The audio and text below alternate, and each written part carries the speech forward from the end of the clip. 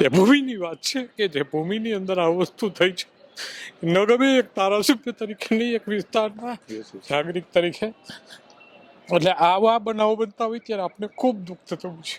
અને આવા સંતોના સાનિધ્યની અંદર થાય ત્યારે વધારે દુઃખ થાય કે આ સંતો જે એના સાધકો, એના ચેલાઓ બનાવતા હોય છે, ગુરુઓ, ત્યારે એને પાત્રતા તપાસવી જોઈએ કે આ વ્યક્તિની અંદર પાત્રતા છે.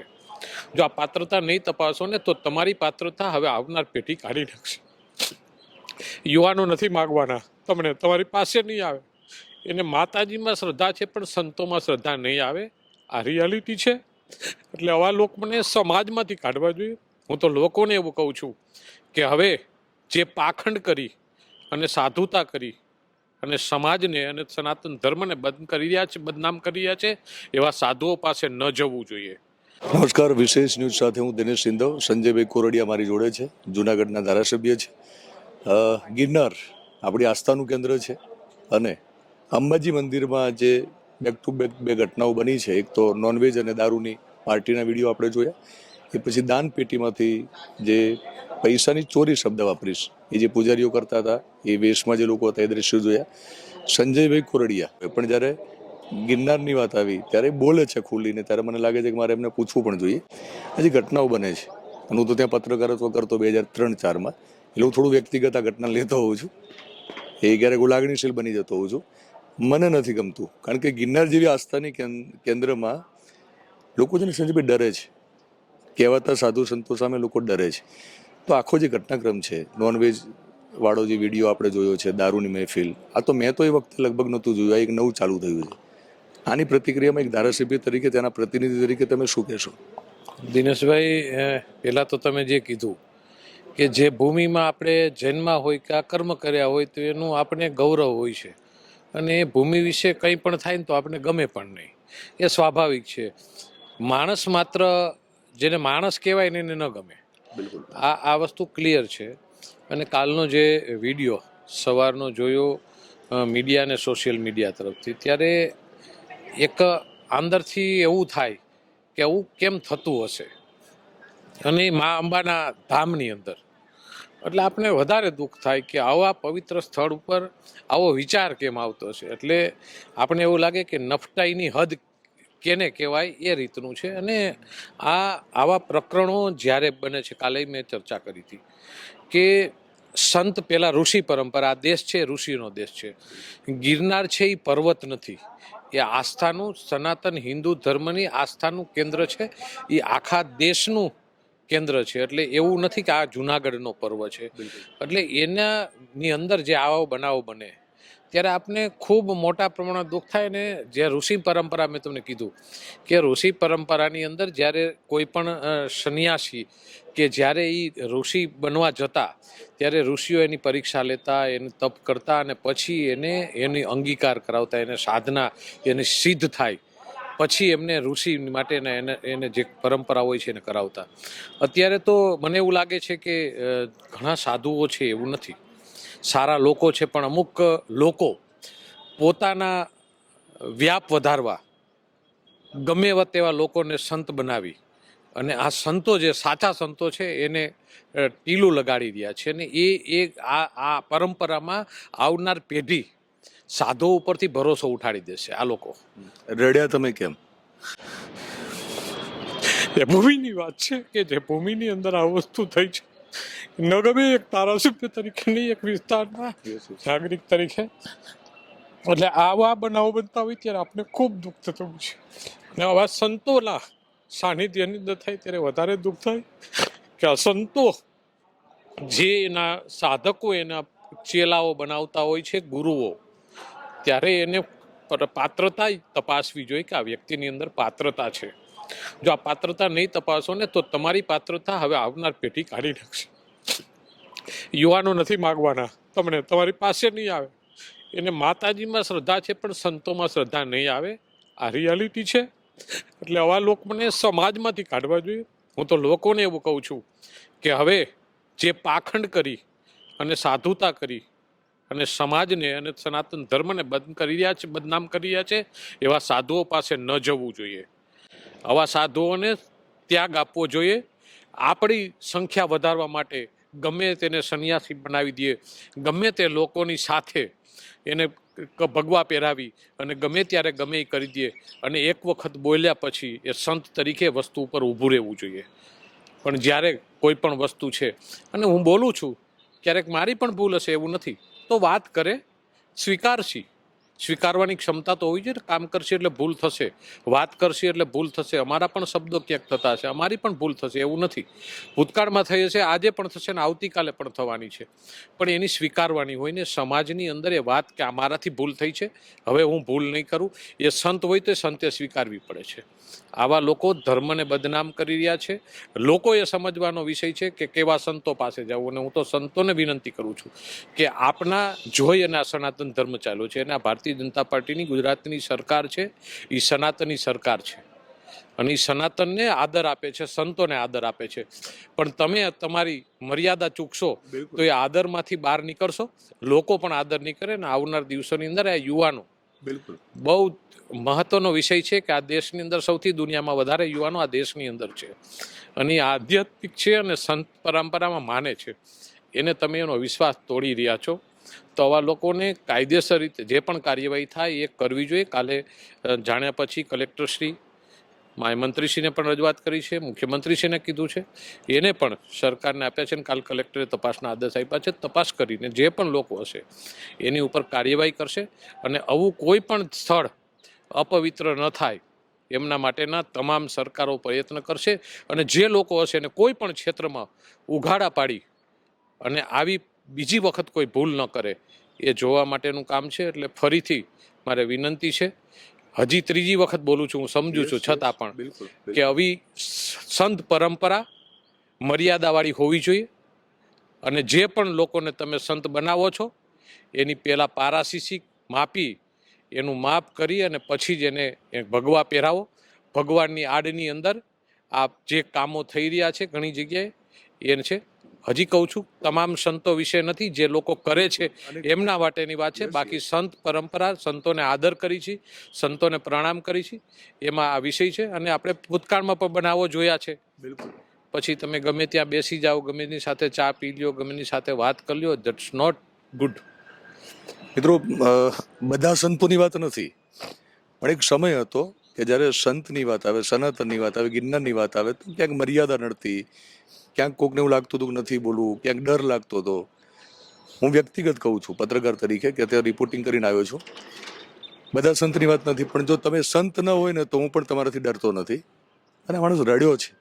હું એટલા માટે કહું છું, કાલે એક પ્રોસેસમાં એમને જોયા હતા કે મુખ્યમંત્રી સુધી રજૂઆત કરવા માટે એ એક બે જગ્યાએ અમે જ્યાં મળી ગયા વચ્ચે, તો પીડા મને ખબર હતી કે પીડા લઈને આ માણસ ફરે છે. ધારાસભ્ય તરીકે મને લાગે આ બહુ હિંમતનું કામ છે, કારણ કે દરેકને વોટ બેંક દેખાય છે. સાધુ સંતોની નારાજગી ગમતી નથી, પણ એ એવા કથિત સાધુઓની વાત કરે છે કે જે સાધુઓ નથી.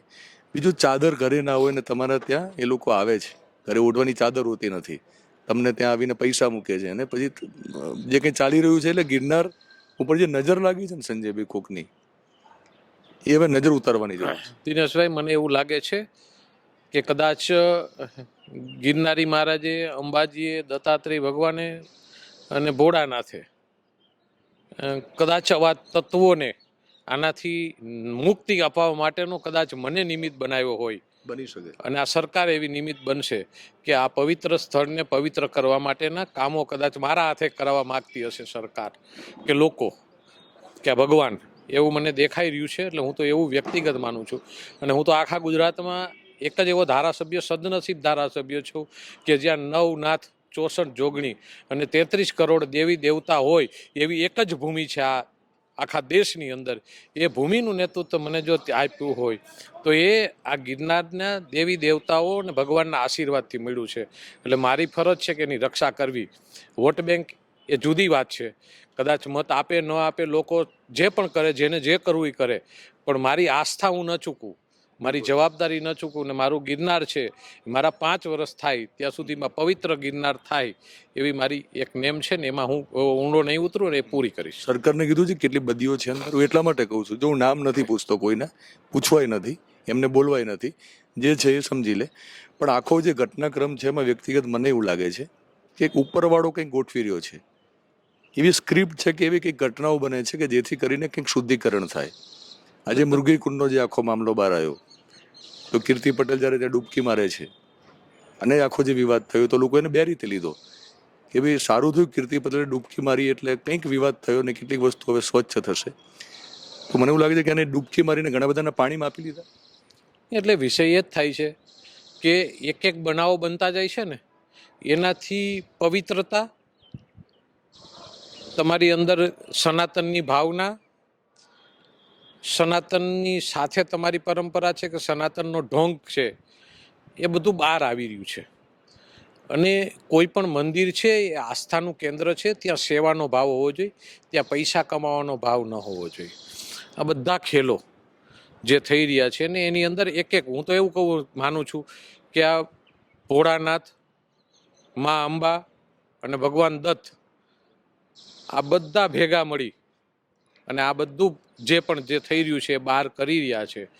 અને એનાથી બધું ખબર પડશે કોણ બહાર છે. મને એવું લાગે છે કે કઈ વાત છે તો બોલવામાં શું વાંધો? સાચા સંત છીએ, સાચા વ્યક્તિ છીએ તો કોઈ પણ વસ્તુ જે પણ બનાવ છે જે સનાતન પરંપરાનો વિરોધી વસ્તુ બને છે, કોઈ દારૂ પીએ છે, જુગાર રમે છે, તો સંત તરીકે બોલવું જ જોઈએ અને હું પ્રતિનિધિ તરીકે મારે બોલવું જ પડે. અને હું ન હોય તો મારા જેવો નફટ માણસ કોઈ ન હોય કે હું આ વિશે ન કીર્તિ બોલું. પટેલનો આખો જે મામલો આવ્યો ત્યારે તમે એકલા બોલ્યા, જે બોલવું તમારે ત્યાં. પછી ઓછા જાણીતા જે સંતો છે એ બોલ્યા, પણ જેને લોકો વારંવાર જોવે છે અને જે જાણીતા જે બધા ચૂપ રહ્યા, ત્યારે લોકોને બહુ પ્રશ્નો ઊભા થયા કે ભાઈ કીર્તિ પટેલનો એવો તે કેવો ડર છે બધાને.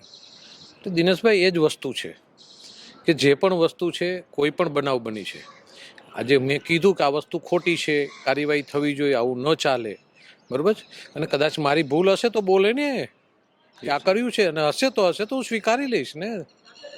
બીજું, મારાથી સનાતન પરંપરા કે કોઈ વ્યક્તિગત કોઈને નુકસાન થતું હોય એવું કામ તો મારે ન જ કરવું જોઈએ, અને કોઈ કરતા હોય તો એ અટકાવવું જ જોઈએ. એ મારા એ વિસ્તારના પ્રતિનિધિ તરીકે લોકોએ મને ચૂંટીને મોકલ્યો છે. હું લોકોનો સેવક છું, હું લોકોનો બોસ નથી. એ 5 લાખ લોકો જે છે જુનાગઢ વિધાનસભાના, એનો સેવક છું. એને ચોકીદાર તરીકે મને ગાંધીનગર મોકલ્યો છે. એટલે મારી જવાબદારી છે મારા વિસ્તારની અંદર કોઈ પણ થતું હોય છે તો આવું. પછી હવે લોકો સમજી ગયા છે. ધારો કે હું મારી બે મોઢાની વાત છે તો હવે મીડિયા છે, સોશિયલ મીડિયા છે, લોકોની સામે બધું ક્લિયર છે, દેખાય છે ચિત્ર. કોઈ બોલતું નથી કોણ કેવું છે, પણ હવે સમજી ગયા છે.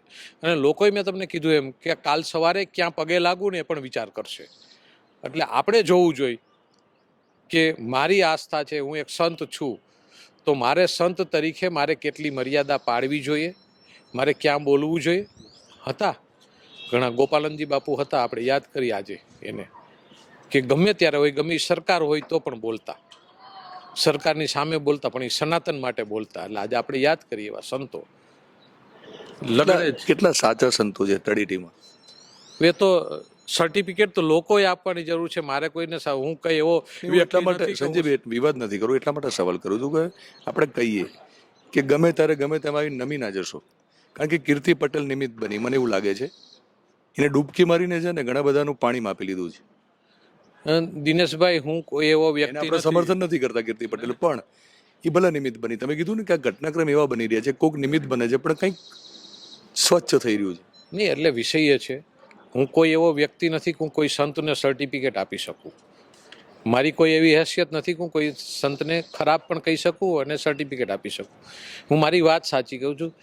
કોણ સાચા સંત છે, કોણ કઈ રીતે કરે છે, એ બધું દેખાઈ રહ્યું છે. આ એક એક બનાવોથી બહાર સ્પષ્ટ આવી રહ્યું છે. એટલે લોકો સમજી રહ્યા છે. અને પણ હવે અત્યારે લોકોના પણ પ્રકારો અલગ અલગ છે. એટલે આ બધી વસ્તુની અંદરથી આપણો વિષય તો એક જ છે, સનાતન પરંપરા સુધરીએ. આપણી જે ધાર્મિક સંસ્થાઓ છે, જે પણ સ્થળો છે, એની પવિત્રતા જળવાઈ રહે, એની મર્યાદા જળવાઈ રહે. એના માટે જે પણ કરવું પડે એ ગુજરાતની ભારતીય જનતા પાર્ટીની સરકાર પણ પર છે અને એ વિસ્તારના પ્રતિનિધિ તરીકે હું પણ છું. એટલે મેં કીધું છું કે આ બધું બહાર આવતું જ રહેશે એક એક. બિલકુલ. આ બધું નહીં થઈ. અને આ કુદરત કરે છે, કોઈ નથી કરતું. હું આશા રાખું સંજયભાઈ કે તમે પણ ભવિષ્યમાં ડર્યા વગર અને સરકારને કહેજો કે ભાઈ ભલે આપણે ભગવા લોકોએ પહેર્યો હોય પણ જે ખરેખર સનાતની નથી ને એને ધીમે કરીને પડદા પાછળ પાછલા બારણે પણ સમજાવી દે. કે લોકો બહુ આસ્થા લઈને આવતા હોય છે. અને thank you Sanjaybhai, thank you very અને તમારી લાગણી તમે વ્યક્ત કરી છે. સંજયભાઈ સાથેનો મારો પહેલો ઇન્ટરવ્યૂ છે, પણ ગિરનારની વાત આવી ત્યારે મને પણ એવું હતું કે આ મુદ્દે વાત થવી જોઈએ. હું ફરી કહું છું, વિવાદ કરવા માટે કોઈ ઇન્ટરવ્યૂ કરવાની મને ટેવ નથી, પણ બહુ સ્પષ્ટ માનું છું કે આપણા ધાર્મિક સ્થળોમાં આવેલો દાનનો પૈસો જો યોગ્ય દિશાએ ન વપરાતો હોય તો તમારાથી મોટા પાપીઓ કોઈ નથી. મને આ કહેવામાં કોઈ વાંધો નથી. સાચા અને સારા સંતો છે એનો કોઈ વાંધો નથી. બાકીના જે લોકોને બંધ બેસતી પાઘડી પહેરવી એ પહેરી લેવાની. હું પણ અમથોય ફક્કડ પત્રકાર છું, મને બહુ ચિંતા નથી.